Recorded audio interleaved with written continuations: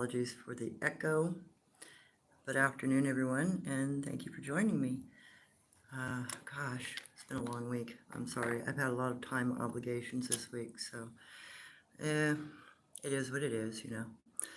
So I promised you a story of a woman that I met when I was living in Washington.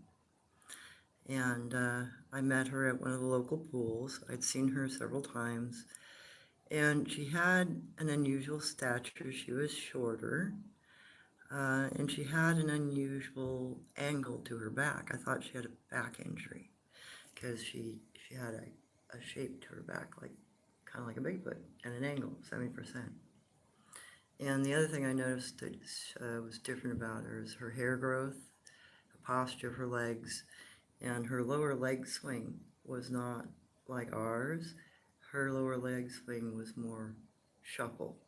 So instead of a round half gait, it was a kick and a kick forward. So it was different. I thought she had a severe back injury. So one day when she was sitting in the jacuzzi next to me at the swimming hole there, I asked her what her back injury was, and she said, I don't have a back injury. I have two fused bones right above my pelvic girdle. It's the same as my father and the same as my grandfather. And then I got to asking her about her stature because I said, you look like you're about the size of my mother. My mother was 48 inches tall. She'd been a glandular midget until she had her tonsils taken out. So I asked the woman if she was a glandular midget of some kind. And she said, no, I'm 4'9", if I remember right. And my people are this stature. They're not very tall. So I asked her more about what she meant by that. So, because I said, I have noticed you've got different, like, you've got more hair on your head than most people. You've got very thick hair, and it's very coarse. And I don't mean to be rude, but you also have some body hair that's a little unusual. Your leg hair, and you've got hair that come onto your feet, and hair that comes down your arms and onto your hands. And it looks different. She says, oh yes, it does. So you're aware of these things. She says, oh yeah, I had a grandfather who was a cryptid. She didn't say cryptid. She said Tegu. Not Tengu, Tegu. And then I asked her, Tengu? Because I knew about the Tengu. And she said, oh yeah, I'm aware of the Tengu. We have stories in Turkey where I live, where I was born about them. But no, these were a cousin. They were Tegus. Tegus. It sounds familiar, but I don't know. Can you tell me more about them? She said, oh yeah, we lived in a region in Turkey where we had lived in caves for many thousands of years, and then we came down to get closer to other people for trade and whatnot when game got scarce. And I'm like, oh, I think I remember hearing about cave dwellers in some of the reading about them in some of my old texts from that area. And she says, oh yes, we were part of the cave dweller peoples. Okay. I said, well, what was so different about your grandfather other than the fused vertebrae? And she said, well, they had been a tribe that had been hunted, kind of like game animals, uh, in the 1800s. They were considered trophies. So they moved away from civilization for safety purposes in the 1830s because it became kind of a sport to hunt them down and shoot them. So they went back to their original, caves and lived there. But because they had no contact with any other, species or anybody else that they could intermingle with anymore, because it had become dangerous when the spice traders came in, all of a sudden their ability to trade, their ability to intermarry with other people in the area was at an end, and they were all of a sudden being hunted. So they were being genocided, to be honest. She said that by 1920-ish, 1917, 1920, their population had dwindled down to approximately 200 individuals that were, of various ages, from babies to, great-grandparents.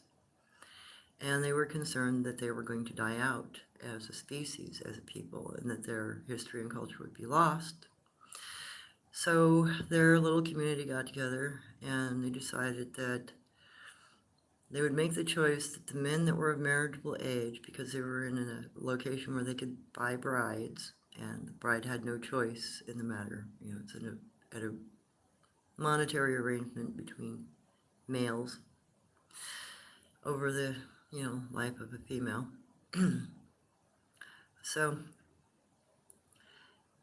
they decided to let themselves die out and have their men marry into, you know, our cultures, our modern cultures, and Turkish people in that area, so that they could at least have some genetics that carried on. So her great-grandfather had a very unusual diet and unusual skin color. He would have been technically considered a red-bone person because he had red skin, and he did look a little more primate-ish. Her father, his son, looked more human and lost the red tone because he changed diet. So her grandfather ate only crawdads, a few roots, some grasses, and some things like carrots. He went to doctors to find out what was going on, and yes, they do speak. They spoke. In fact, her tribe was known in ancient Egypt and known to the Greeks and known to very ancient cultures as people that could interact with animals and train them. And in particular, they were known in Egypt for being able to control baboons.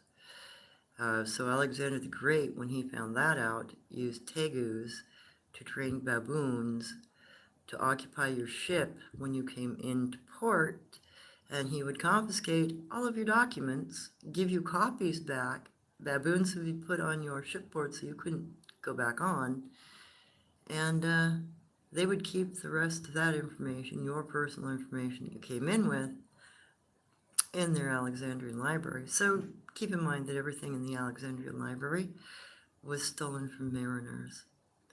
So anyway, they were very famous in Egypt for being able to train baboons.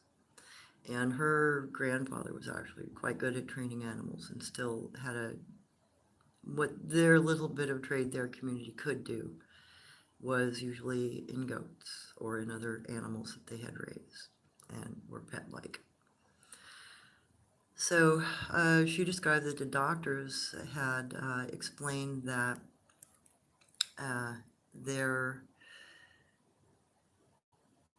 reason why he was having the colored skin was because of the keratin in his crawdad diet. So when his son was born, he didn't have the red toned skin, and he didn't have as much hair on his body as the grandfather had. So doctors let them know what the case was. There is a medical study on this individual and the family, and she does have access to her own medical records. She had to bring them when she immigrated to America. So there are cases of individuals around the world that evidently do have, cryptid DNA. And some of it is from really recent, within 3 generations, where an individual can say, oh yeah, my grandfather was blah, blah, blah. So I'm sorry, we have to really consider that we may not know everything, and that historically there might be a lot more to what we understand in our origins, especially since, I sat next to a woman that described a thing I would call a cryptid that I historically know as some sort of cryptid, a form of Bigfoot, a form of Redbone Man, in particular, a form of Redbone Man, which I don't really consider Bigfoot in my mind. I consider the more humanoid, the ones that are more like brothers, to be more beneficial and something I would rather run to in the woods if I were in trouble than a redbone person, which I might not want to interact with. But then her culture, they had interacted with people for thousands of years. They had been well known, they had been respected, they had had really good relationships throughout history, until corporations started coming around, as it were. and then all of a sudden they were a pest. A species, a rodent species that needed to be destroyed. Didn't matter if they talked, didn't matter if they were humanoid, just mattered that they looked different. And I'll charge you $200 if you come out here and game shoot with me. A lot of our behavior as humans has been disgusting, and that's one of the more revolting forms of human behavior. Trophy hunting of other humans, no matter what they look like. So that's something to consider. And then you've got the Native Americans who, like Red Cloud, it was reported that he was able to walk amongst the Sabe, and there was the insinuation he was like Geronimo, Sitting Bull, and other of our greater leaders. There was always the insinuation there was a cryptid involved as a parent somewhere, or a grandparent, or a great-grandparent. And those individuals were all very keen. They were all very intelligent, had good tactics, had good morals. So I'm not sure if, maybe it's just a culture clash that keeps us from being able to communicate with each other.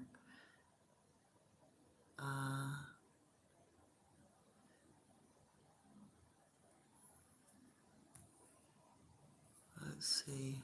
So for some reason,